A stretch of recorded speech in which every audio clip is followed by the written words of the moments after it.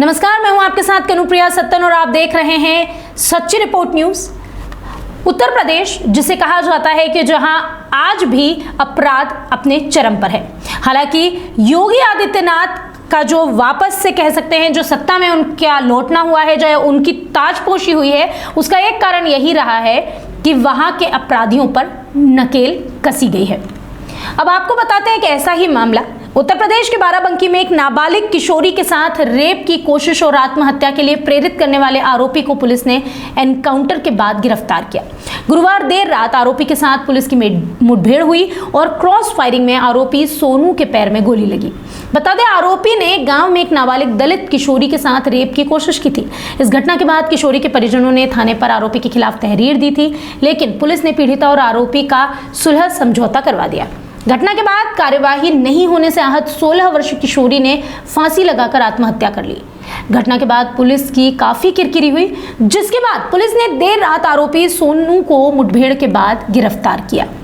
इस पूरे मामले में हमारे संवाददाता संदीप वर्मा वहां नजर बनाए हुए हैं। आइए हम रुक करते हैं संदीप की ओर और उन्हीं से जानते हैं इस पूरे मामले में आखिर अब पुलिस का क्या स्टैंड है। हालांकि अब आरोपी को तो पकड़ लिया गया है, लेकिन एक 16 वर्षीय लड़की की फांसी लगाने के बाद इस तरह की कार्यवाही को अंजाम दिया गया। हम बात कर रहे हैं उसी उत्तर प्रदेश की, जिस उत्तर प्रदेश को योगी आदित्यनाथ कहते हैं कि अब ये उत्तर प्रदेश रहने लायक हो गया है। संदीप जी आपको बता दें, जब से उत्तर प्रदेश में योगी आदित्यनाथ की सरकार बनी है भाजपा की, और इन्होंने बताया था कि जीरो टॉलरेंस की नीति पे हम लोग काम करेंगे, लेकिन ये अपने आप में फ्लॉप दिखाई पड़ रहे हैं। अपराध अपने पूरे चरम पे हैं, कहीं अपराधों में कोई कमी नहीं है, और खासकर महिलाओं के प्रति। अभी ताजा मामला हैदराबाद तहसील क्षेत्र अंतर्गत मामला है, जहां पर एक युवक द्वारा एक किशोरी जो 16 साल की थी उसको परेशान किया जा रहा था, और उससे आहत होकर उनके परिजनों ने कोतवाली में प्रार्थना पत्र दिया कि उनकी सुनवाई की जाए, लेकिन पुलिस की मिली भगत के चलते कोई कार्रवाई नहीं की गई। वहां के जो हल्का दरोगा थे उन्होंने पैसा वहां से लिया था विपक्षी द्वारा, और कोई भी कार्रवाई नहीं कर रहे थे। ऐसे में उस किशोरी ने आहत होकर के, परेशान होकर के आत्महत्या कर ली। एक बात है ना संदीप जी, हम इस मामले को हम इस नजर से भी देख सकते हैं कि उत्तर प्रदेश पुलिस तब तक काम नहीं करती है जब तक कोई अपराध हो नहीं जाता, क्योंकि किशोरी के साथ उसने बलात्कार करने की कोशिश की थी, बलात्कार हुआ नहीं था, और पुलिस शायद इसका इंतजार कर रही थी कि कोई बड़ा कांड हो जाए, उसके बाद पुलिस आरोपी के घर पे बुलडोजर चलाएगी, क्योंकि बुलडोजर ही चलाना चाहती है पुलिस अब बस।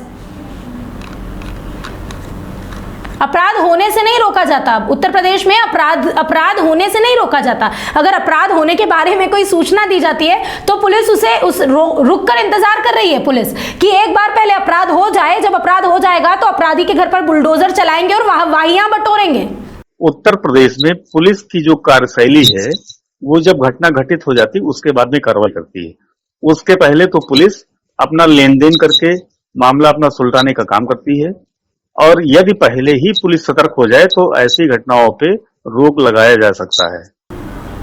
ये एक बड़ा आरोप है जो हम पुलिस पर लगा रहे हैं, और हम इसलिए नहीं लगा रहे कि ये हमारे मन में आया। एक बच्ची, एक नाबालिग किशोरी, एक 16 साल की बालिका, उसका परिवार जब पुलिस तक पहुंचता है और कहता है कि इस बच्ची के साथ बलात्कार करने की कोशिश की गई है, तो पुलिस क्या करती है? पुलिस उन दोनों के बीच में समझौता कराती है और अपराधी को छोड़ देती है, जिससे तंग आकर एक 16 साल की बच्ची आत्महत्या कर लेती है। इसी के चलते कहीं ना कहीं ये सवाल मन में उठता है कि पुलिस ने लेन देन से, यानी कि पुलिस ने अपराधी से पैसे वसूल कर इस मामले को यूं ही रफा दफा कर दिया, और जिसका नतीजा यह है कि नाबालिग दलित किशोरी ने आत्महत्या कर ली। और आज इस मोड़ पे खड़ी है पुलिस कि अब कहीं जाकर एनकाउंटर के बाद उस आरोपी को पुलिस ने धर दबोचा है। लेकिन सवाल ये उठता है कि आखिर पुलिस ने पहले ये कार्यवाही क्यों नहीं की थी? संदीप जी, घटना घटित होने के बाद में जब काफी किरकिरी हो गई पुलिस विभाग की, तब जाकर के बाराबंकी के पुलिस अधीक्षक दिनेश कुमार सिंह ने घटना का संज्ञान लिया, और जो हल्का दरोगा थे उनको जो है लाइन हाजिर कर दिया, लाइन अटैच किया है। लेकिन केवल लाइन हाजिर करने से काम नहीं चलेगा ना, उस बच्ची को न्याय मिलेगा इस तरह से। जी, आपको सख्त रूप तैयार करना पड़ेगा जिससे ऐसी घटनाओं की पुनरावृत्ति न हो।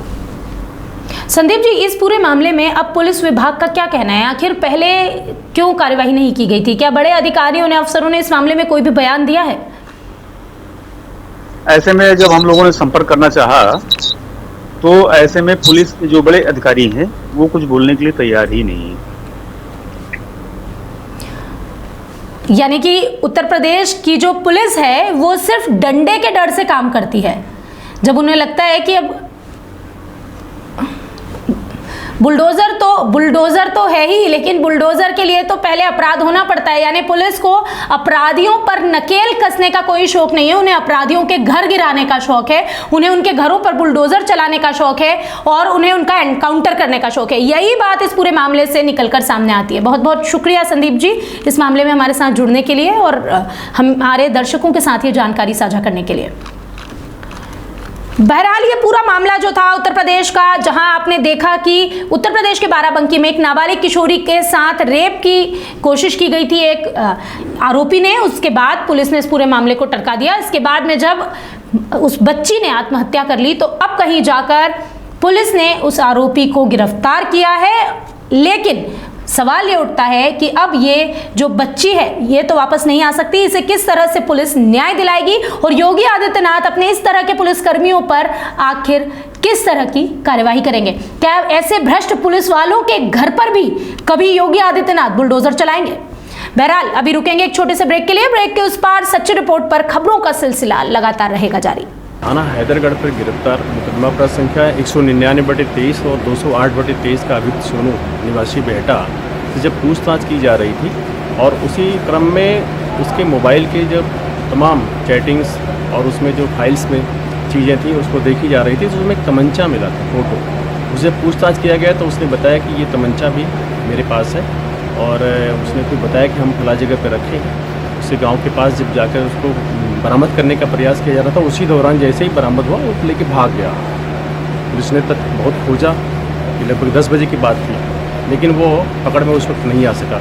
लगातार आसपास के कई थाने की टीमों और पुलिस द्वारा कॉम्बिंग की जा रही थी। उसी क्रम में ये पूर्वांचल एक्सप्रेस के नीचे दिखाई पड़ा।